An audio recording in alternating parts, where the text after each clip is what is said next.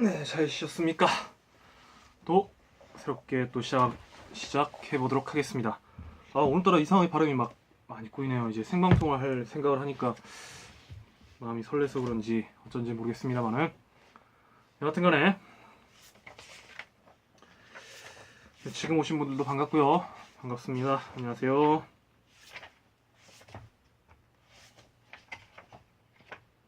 지금 저희는 계속해서 브루스 커밍스의 한국 현대사 읽기를 시작하고 있고 지금 3부째입니다.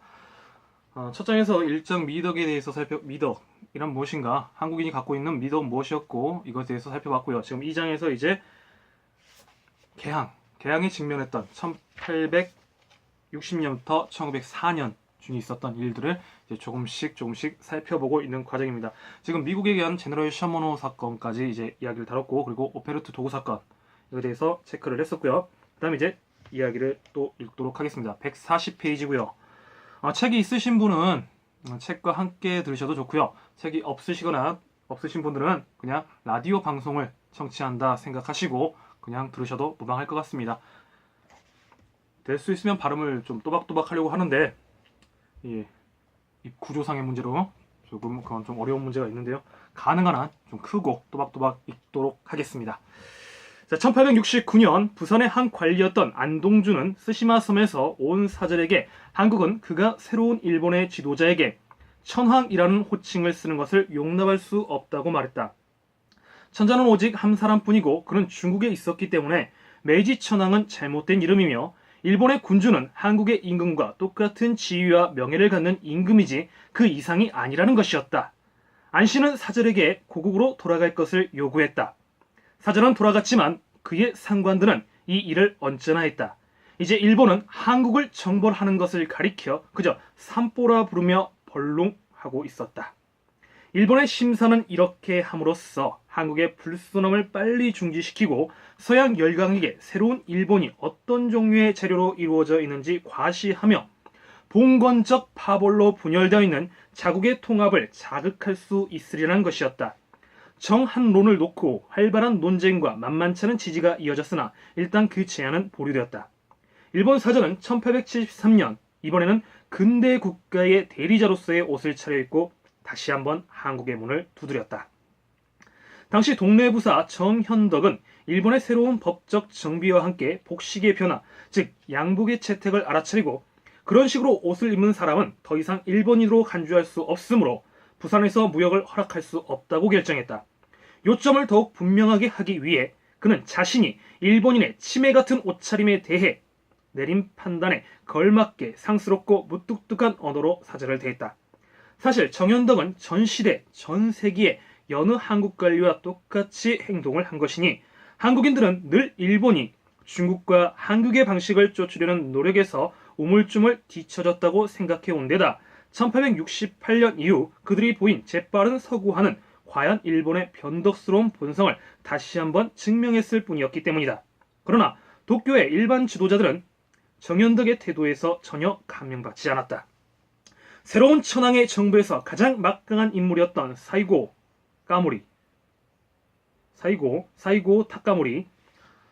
남장은 이런 민족에게 뭔가 교훈을 가르치려면 포함 외교를 펼쳐야 한다고 결심하고 열심히 한국에 대한 군사 행동을 추진했다.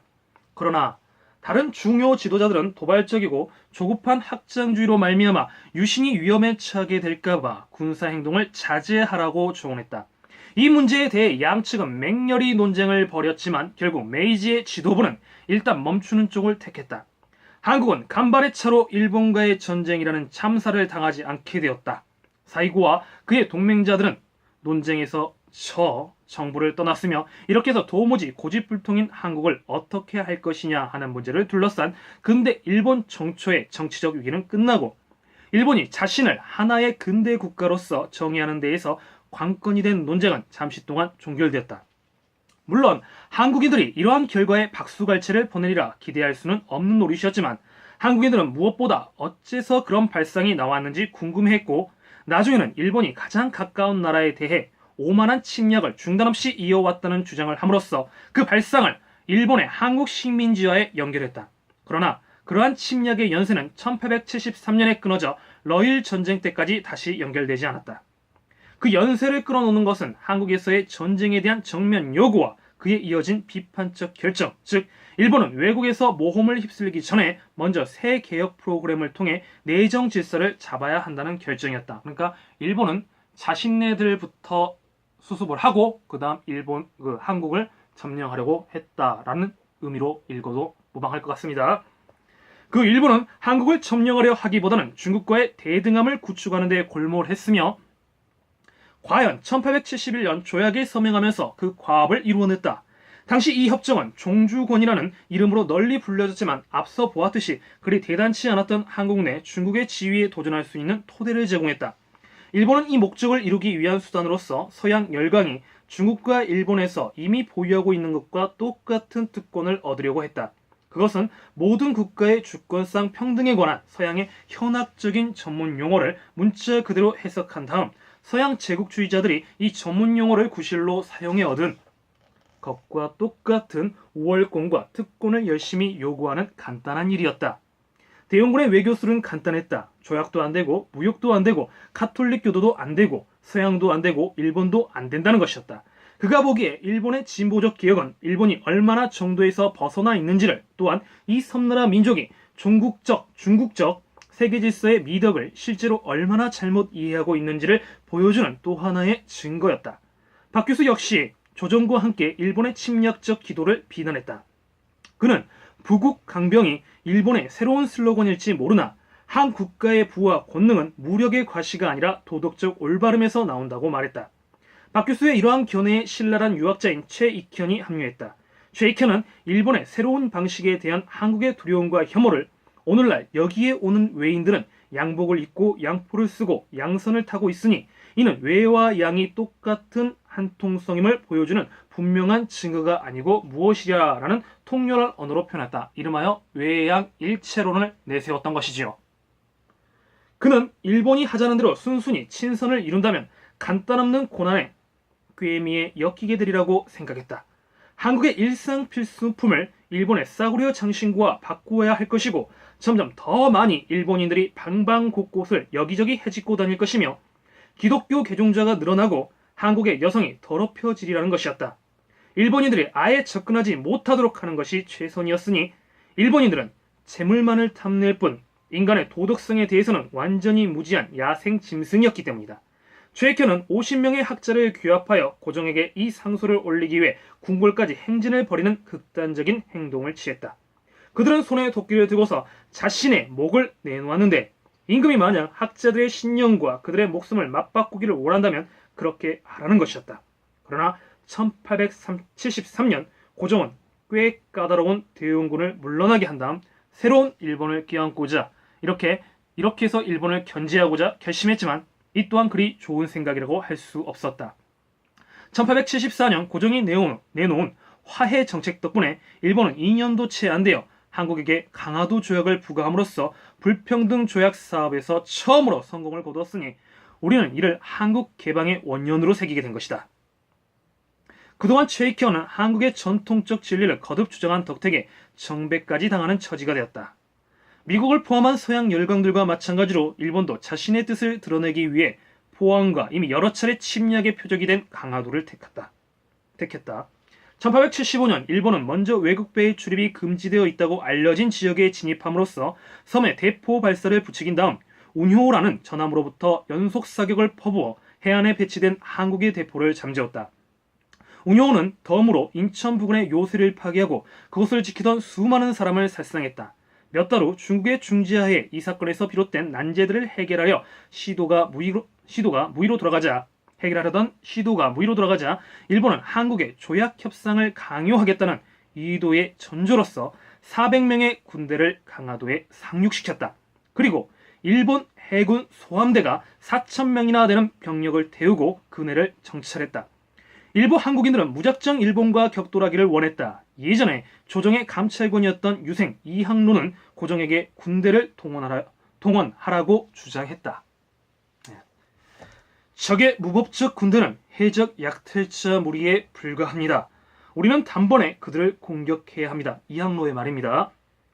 그들이 굴 속의 용처럼 크게 자라도록 내버려 둔다면 그들을 급습해서 무찌르는 일이 어려워질 것입니다. 그러니까 더 세력을 확대하기 전에 우리가 먼저 쳐야 한다. 뭐 이런 주장이겠죠. 제가 겸허히 주상께 청하니 그들이 감히 우리 국경 도처에 무단으로 정착하지 못하게 즉시 군대를 파견하도록 명하시오. 저 사악하고 지저분한 것을 치게 하소서. 뭐 이런 이야기를 이항로 장군이 했다 이것이죠. 그러나 일본의 무력 과시는 고종의 마음을 오히려 반대 방향으로 돌려놓아 결국 1876년 2월 27일 두 나라는 조약에 서명을 한다. 그것은 관자놀이의 총구멍을 갖다 내는 외교술이요 한국이 도저히 거절할 수 없는 제안이었다. 조약의 제1조는 한국을 일본과 똑같은 주권을 가진 자주국가로 인정했지만 이는 틀에 박힌 모조 법률 문구의 조언이었으니 수중에 15전이 없는 한 이러한 문구로 한국인이 도쿄에서 방한공기를 구할 수 없었기 때문이다. 실제로 그 조항은 한국 내 중국의 지위가 어떤 것이든 일본은 이제 그것이 더 이상 존중할 가치가 있는 것으로 보지 않는다는 것을 의미했다. 이게 무슨 말일까요? 자주국을 인정해준다. 이것은 결국은 너희는 이제 중국과는 다른 나라다. 우리가 이제 대등한 입장에서 외교정책을 하자. 겉으로는 보기 좋은 말이죠. 하지만 속내는 어때요? 중국을 빼버림으로써 자신들의 침략 야욕을 조금씩 드러낸 조항이라고 볼 수가 있겠죠. 그러니까 일정의 수순이었죠. 자주국가라는 표현이요. 그러니까 우리가 생각하는 자주국이란 이런 표현이 아닙니다. 좀 더 그러니까 나름의 정치적 계산이 깔린 의미에서 자주국가다. 너희도 이제 우리와 동등하게 외교를 하자. 뭐 이런 식의 이야기를 하는 거죠. 그러니까 중국을 아예 빼버리고 이야기를 하는 겁니다. 다른 조항들은 일본에게 한국의 5개의 도에서 새 항구들을 물색하고 한국의 해안을 조사하며 방해받지 않고 사업과 무역을 행하고 한국의 항구에 거주하는 자국 상인을 취해법권 아래에서 보호할 수 있는 권리를 부여했다. 일본 내에서의 한국의 특권에 대해서는 전혀 언급이 없었다. 한국도 체면을 약간 살려주는 몇몇 소소한 양보를 받아내긴 했지만 한국이 조약에 서명을 한 주된 이유는 일본이 군대와 포함을 동원해 분명히 으름장을 놓는 전쟁에서 이기기를 도저히 바랄 수 없었기 때문이다. 서약을 하는데 대포 소리가 계속 들리죠. 그러니까 일본인들 뭐라고 그래요? 아, 이건 우리의 그 조약을 축하해주기 위해서 포를 발사하는 것이다. 하지만 그 내면은 우리는 이만큼의 무기가 있다. 말 안 들으면 전쟁도 불사하겠다. 일종의 강압적인 분위기에서 이루어진 조약이라는 것이죠. 그러한 의미에서 근대적 불평등 조약이었다라고 우리는 평가를 하고 있는 것입니다. 어느 책에서나 우리는 다음과 같은 문구를 발견한다. 강화도 조약은 한국이 최초로 맺은 근대적 조약이다. 분명 맞는 말이지만 이 문맥에서 근대적이란 말은 무엇을 의미할까? 공정한, 평등한, 국제법에 일치하는, 주권 국가들끼리 체결한, 법정의 변호사라면 이 모든 항목에 대해 긍정적인 평가를 받아낼 것이다. 그 조약은 서양 제국 체제의 관습법에 충실한 것이었으니까. 주권상의 평등이란 이름으로 또한 중국식 세계질서 내에서 추정되어 온 서열의 반발에서 체결된 이 조약의 진정한 효과는 수세기에 걸쳐 유지되었던 일본과 한국 간의 본질적 평등을 지워버린 것이었다. 이러한 변형의 결과는 머지않아 나타났고 오늘날까지도 우리와 함께 살고 있다. 그러나 1876년에는 이 개방으로 인한 즉각적 타격이 그다지 대단하지는 않았다. 일본은 자국 내 이래, 즉 1877년의 사지마 반란 및 다른 긴급한 사안에 너무나 몰두해 있던 까닭에 자기네가 확보한 유리한 입장을 밀고 나가지 못했다. 일시적이나마 한국이라는 싸움터는 중국 차지가 되었고 중국은 200여 년의 세월이 지나 처음으로 또한 새로운 외교술과 서양적 국가체제의 이름으로 자신의 권리를 강력히 주장하기 시작했다. 이러한 제 주장의 전달 매체가 된 사람은 19세기 말 중국의 대정치가로서 자강이라는 새로운 국내 영역과 외교적 경쟁 관계라는 새로운 국제 영역에 효과적인 영향력을 행사한 리용장이었다. 허나 문제는 핸드릭 하멜의 말에 따르면 왕이 따따르이네에게 감사를 표하고는 자기 마음대로 매사를 처리하는 한국 같은 나라에서 별로 이렇다 할 의미가 없었던 지위를 어떻게 재주장하느냐였다. 1875년 중국에 걸린 셴파오첸은 일본에게 한국은 중국의 속국이며 의례층의 통제를 받고 있다고 설명했다. 하지만 유리층은 외무를 담당하는 부서가 아니었다.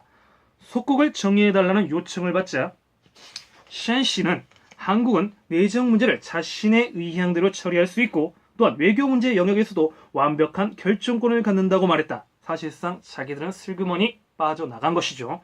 사실 정확히 그랬다. 셴시는 마치 시험 문제에 답을 하듯 말했다. 그렇지만 그것은 자신의 지위를 내세우려는 중국이 찾고 있던 대답이 아니었거니와 한시바삐 한중 양국을 종속시키기 위해 한국을 중국의 종주권으로부터 독립시키기 열망하는 일본에게 깊은 인상을 남길 것 같지도 않은 대답이었다. 1879년 8월 리홍정은 중국과의 관계에서 많은 경험을 쌓은 바 있는 전도승지 이원에게 서찰을 보냈다.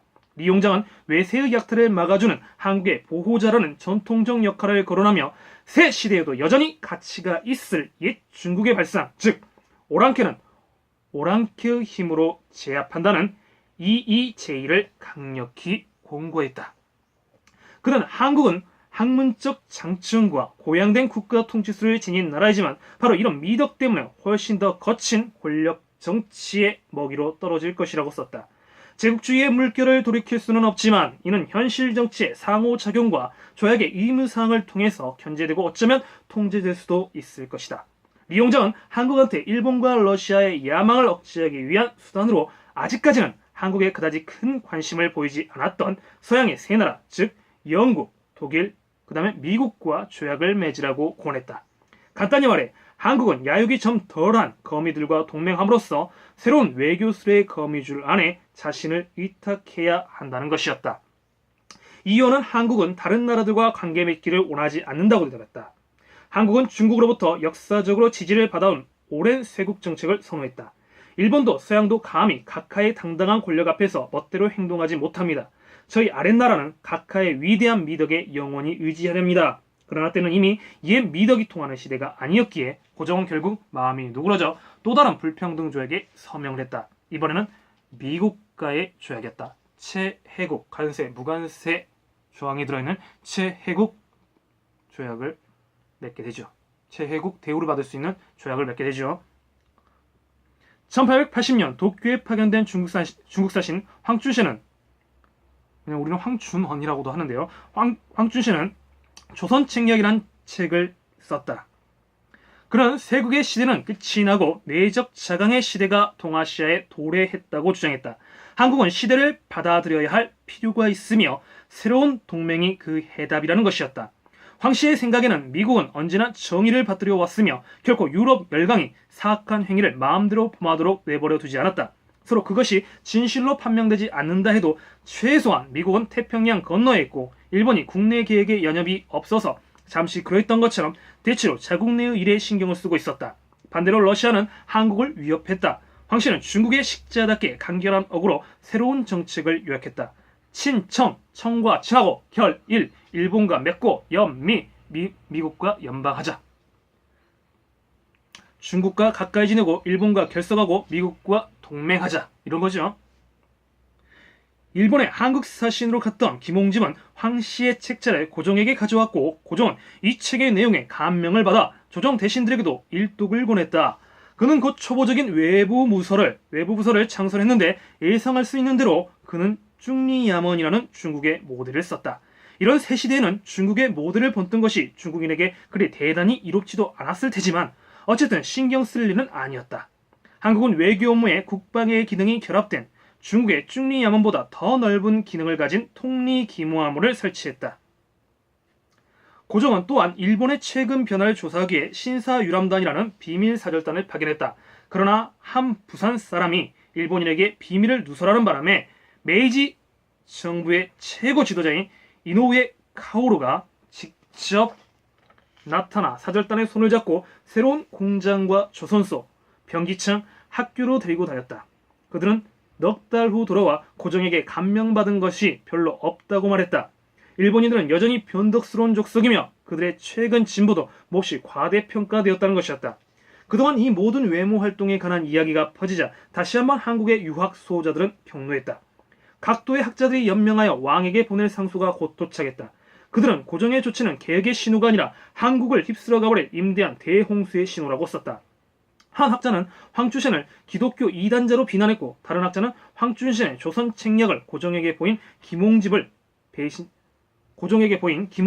배신자라고 했다. 그것은 쓸데없는 외국인의 의견이었다. 이만소는 영남 만인수 사건이죠. 이제 이만소는 미국이 나머지 야만 족속들과 다른 종이라는 생각에 코웃음을 쳤다. 다른 사람들은 두말할 것 없이 한국에 있는 모든 외국 서적을 불사르기를 요구했다. 상소부는 그 밖에 다른 모든 것, 즉 백성 사이의 관계, 교육, 관행, 군사 훈련, 그 밖에 모든 이단 사설적 이념 등의 교정을 권했다. 이 사태는 1881년 9월 13일 고종이 사대문 밖에서 여론조작을 위한 재판을 열어 이 반발하는 유생 가운데 한 사람을 참수에 처하게 하고 나머지 사람들을 귀양 보냈을 때 말하자면 마침내 절정으로 치달았다.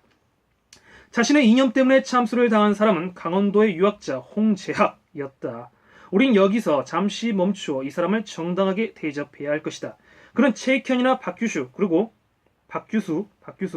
그리고 그 밖에 다른 많은 선배들과 마찬가지로 일본과 서양은 같은 콩깍지 속에 콩들이며 그들은 모두 한국의 고통과 멸망을 주려 하니 성문을 높이 올리고 오군을 기동시키는 것이 좋으리라 주장했다. 홍씨와 같은 사람을 우리는 무엇라고 부를 수 있을까? 비논리적, 비합리적, 반계몽주의, 전통주의적, 시대착오적, 근시안적, 오만한, 아둔한, 완고한, 태행적, 구진적, 눈코입이 등에 가서 붙은 등등으로 부를 수 있을 것이다. 그만큼 멸시할 수 있다. 이렇게 부를 수도 있는데 이것이 사실상 대부분 현대 학자들이 이들을 지칭해온 낱말들인데 공교롭게도 이 말에는 완력으로 옛 한국을 개방시키라는 운명의 부름을 받았다고 생각한 사나이, 즉 슈베르트 제독의 견해가 메아리치고 있다. 그러나 우리는 이 유학자들을 애국자라고 부르고도 싶다. 아니면 양심적인 학자이며 원칙과 덕성, 강인함, 열성을 가진 사람들이라고 부르고 싶다. 그들은 옛 한국의 운명에 대해 학자답게 통곡을 쏟아냈고 몇 해 지나지 않아 곧 찾아든 타격을 정확히 이겨냈다. 그들은 보수주의자였는가? 미국에서 보수주의자란 대체로 40년 전 자신의 청년 시절에 이미 사멸한 것으로 보이는 사회 질서에 향수를 가지는 사람이다.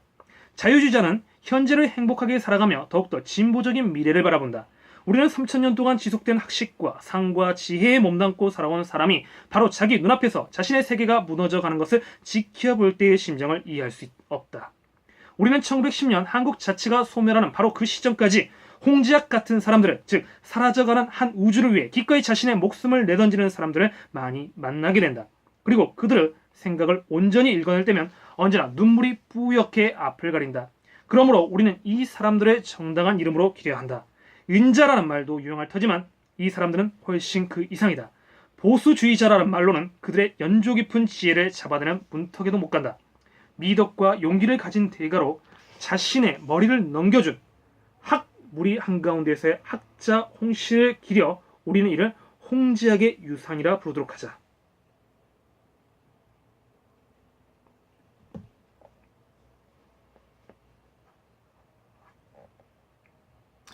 한국 외교술의 원동력은 여전히 중국이었지 고종과 그의 고문관들이 아니었다. 리용장은 황충생의 세력 균형 정책을 실현하기 위해 그가 할 수 있는 모든 일을 1882년 미국과의 조약에서 I자를 점에 찍고 T자의 가로선 치는 걸 빼고는 모든 일은 다 했다. 어쩌면 그것도 했을 것이다. 리용장과 슈벨트는 중국에서 비밀리에 협상을 추진했는데 심지어 한국의 새 국기를 고르는 지경까지 갔으며 지금까지 남한의 국기로 사용된다. 이것은 그리고는 한국인들에게 완료된 문서를 제시했다. 프레드릭 드레이크가 적절히 얘기한 대로 슈벨트는 진리 지역의 총독과 조약에 대해 의논하고 텐진에서 중국어로 조약서를 쓰고 공식적으로 그가 단 한 번도 만난 적이 없을 뿐 아니라 거의 본 적도 없는 한 한국인 관리를 대행하는 중국 외교부의 김윤식과 협의를 했으나 김윤식은 슈펠트와의 조약 협상에 관여하지 못했다. 다시 말하면 한 한국인 관리를 대행하는 중국 외교관들을 통해서 조약 내용을 조정했다.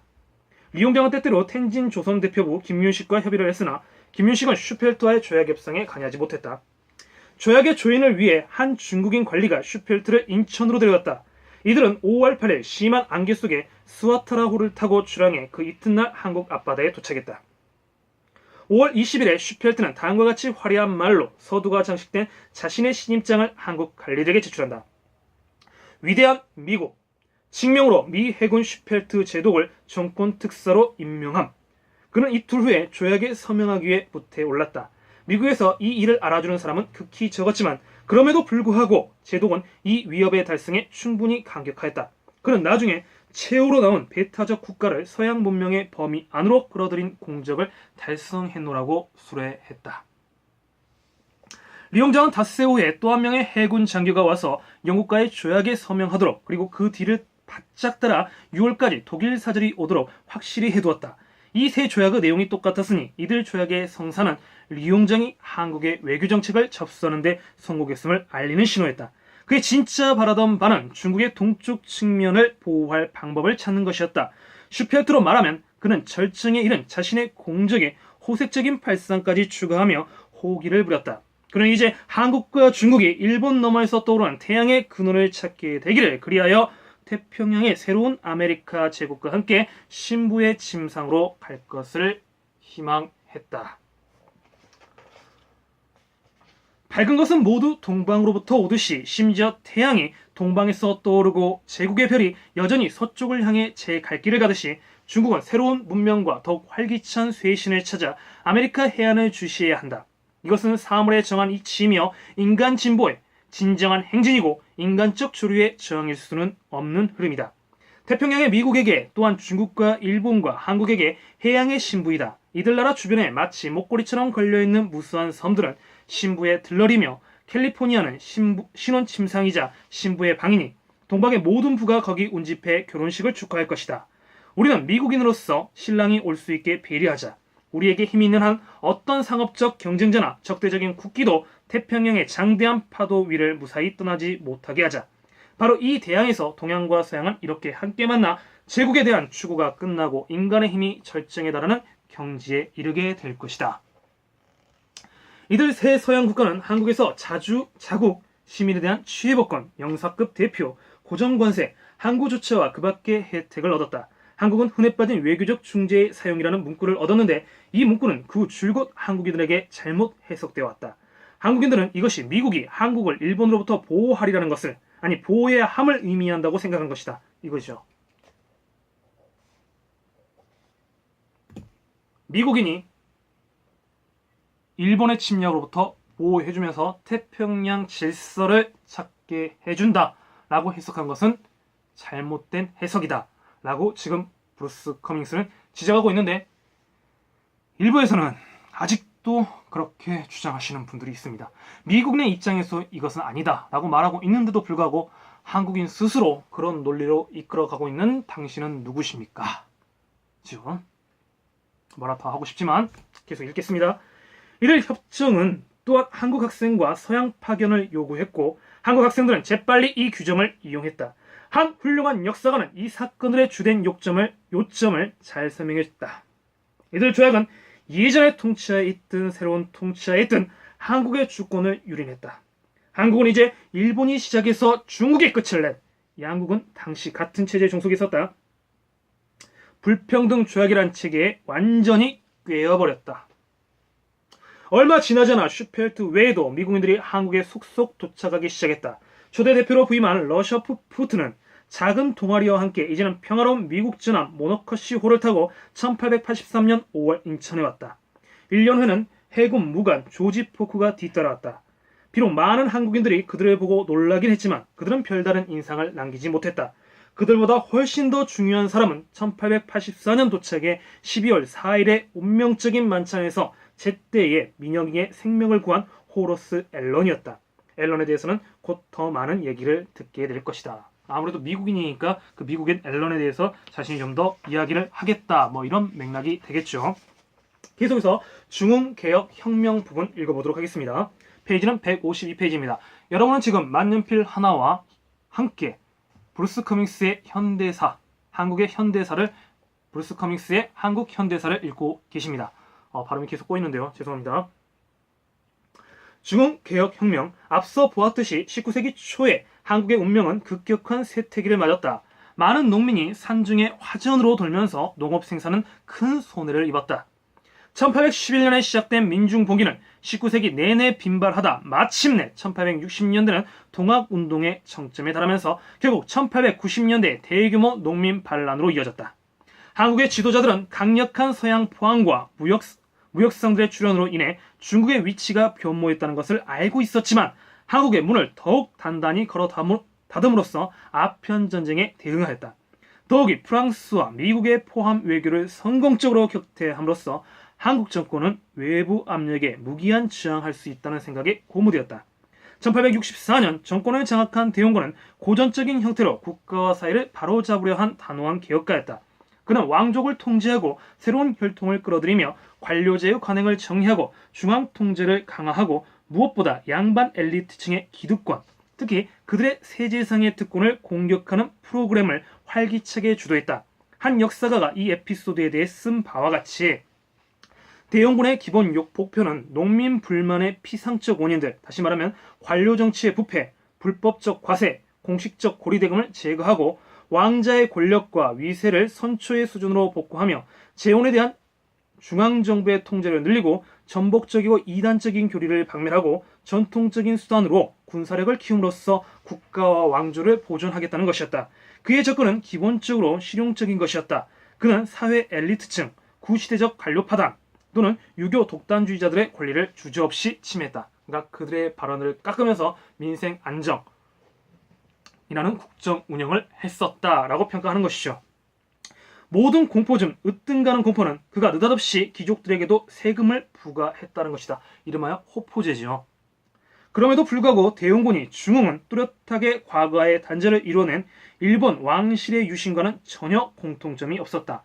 새로운 이데올로기도 국민들과의 새로운 관계도 국가정치의 새로운 모형도 서양의 기술을 사용하여 새로운 국가를 건설하겠다는 계획도 없었다. 대원군은 사실상 15세기 세종대의 번성기를 다시 붙잡아 보려고 했다. 달리 말하면 그의 개혁은, 자 여기서부터 중요하죠. 흥선대원군의 개혁의 정치 방향은 중국의 둥치 영관처럼 진짜로 옛것의 복원이었지 옛날 옷을 입고 자신을 위장하려는 혁명이 아니었다. 다른 은유를 사용하자면 메이지 지도자들은 옛 부대에 새 수를 붓고 있었고 한국의 지도자들은 옛 부대에 옛 수를 붓고 있었다. 그러니까 문제는 무슨 술이었냐는 것이다. 대원군은 강력한 정치 지도자였고 행동의 사나이였으며 그의 개혁 중 다수가 효과적이었다. 그러나 그는 귀족들에게 도전했고 그로 인해 한국 농업 관료제 내의 세력 균형은 뒤집었다. 그것이 바로 그가 침몰하게 된 주된 암초였으니 그는 보수주의자이지 급진주의자가 아니었고 양반을 분쇄할 의도는 없었기 때문이다. 한국은 1860년대 국내와 해외에서 모두 위기에 직면해 있었는데 대원군 외에도 그와 똑같이 진지하되 제도가 아니라 사람을 바로잡아야 한다고 생각한 사람들이 있었다. 그중 한 사람이 학문과 도덕적 자기 수양의 삶을 위해 관직의 기회를 쳐버린 이항로라는 존경받는 유학자였다. 1866년 강화도에서 프랑스군과의 전투는 벌어지고 있을 때 이항로는 대원군의 강력한 배타주의적 외교적 입장을 칭송했지만 그의 국내 정책에 대해서는 준엄히 꾸짖었다. 국내 정책의 본질은 도덕적 교정이 되어야 한다는 것이었다. 벤저민 프랭클린의 말처럼 들리기도 하나 실제로는 세종 임금의 잘 알려진 습관을 돌아보는 그의 상소문은 이렇다 하면서 계속 이제 그 상소문에 대해서 인용이 되어 있습니다. 만약 지금부터 주상께서 일찍 일어나고 밤늦게 잠자리에 들기 시작한다면 그리고 대신들이 상호간에 파당찍기와 유흥이라는 사악한 행위를 그만두고 검약과 미덕을 부지런히 갈고 닦으며 마음속에 사사로운 동기가 뿌리내리지 못하게 하고 정부의 대소사를 움직이는 방법으로서 계략을 쓰지 않겠다고 맹세한다면 관리와 백성이 모두 마음을 깨끗이 순화할 것입니다. 궁궐 중수를 중단할 일입니다. 그러니까 경복궁 중건을 이야기하는 것이죠. 백성에게 세금을 뽑아가는 정부를 폐지하고 사치와 낭비 습관을 버리며 궁궐을 소박하게 만들고 먹을 것과 마실 것을 간소히 아껴 먹으며 요란한 옷을 피하고 모든 노고를 백성들의 일에 쏟아야 합니다. 그러면 백성의 힘이 크게 늘어나고 여론도 조화로워질 것이며 백성들은 주상을 부모처럼 우러러볼 것입니다. 이러한 것들이 이루어진 연후라야 서양 야만인들이 쫓겨나고 국가가 보존될 수 있습니다. 최익현은 1846년 13살 나이에 아버지의 손에 이끌려 이항로의 문화생이 되었다. 최익현 또한 국외 정책에 관해서만큼은 국내 전선에서도 적극적 활동을 벌였다. 스승과 마찬가지로 그도 미덕으로서의 복귀를 주장했다. 1873년 대영군의 섭정이 끝나갈 즈음 제이켄은 이러한 상소를 올렸다. 만약 주상의 마음이 순수한 물처럼 깨끗하다면 주상의 욕망은 순화되어 사라질 것이며 천리가 모든 곳에 흐를 것입니다. 정부의 명령과 그를 실행하는 문제라면 반드시 해야 할 일은 번개와 바람처럼 무서운 기세로 해야 할 것입니다. 도가 틀림없이 바로 설 것입니다. 이런 이야기를 했다고 하네요. 이양로와 그 제자는 한국이 처한 공경에 대해 대영군보다 조금도 나을 것이 없는 처방을 가지고 있었다. 그렇기 때문에 이대 처방전이 무효약이었다. 무효였다. 어떻게 보면 효과가 없는 약이었다. 불어오는 바람을 막을 수는 없겠죠. 일렁이는 파도를 잠재울 수는 없겠죠. 그저 그것들을 어떻게 이용해야 될지를 생각해야겠죠. 하지만 그 시대적 위정자들은 그런 점까지는 미처 파악하지 못한 부분도 있었습니다. 현대를 살아가는 우리들은 또 어떨까요? 그 시대의 위정자와 우리는 달라! 라고 과감하게 말할 수 있는 입장이 있을까요? 입장에 서 있을까요? 생각해 봐야 될 문제입니다. 생각해 봐야 될 문제라는 말은 무슨 의미인지 아시죠? 과거와 현재 동떨어져 있는 것이 아니라는 말이죠. 그들은 단지 흔들리지 않는 의지와 확신을 가졌고 윤리와 도덕의 명령에 따라 일생을 살았다. 그들은 불가항력에 맞서는 요지부동의 물체들이었고 그리하여 그들의 질책은 대영군의 개혁 프로그램을 지지하는 합의를 붕괴시키는 원인이 되었다. 고정에게 이런 사람들은 비판자이자 동시에 교사였고 결국 그들의 판단이 고정을 움직여갔다.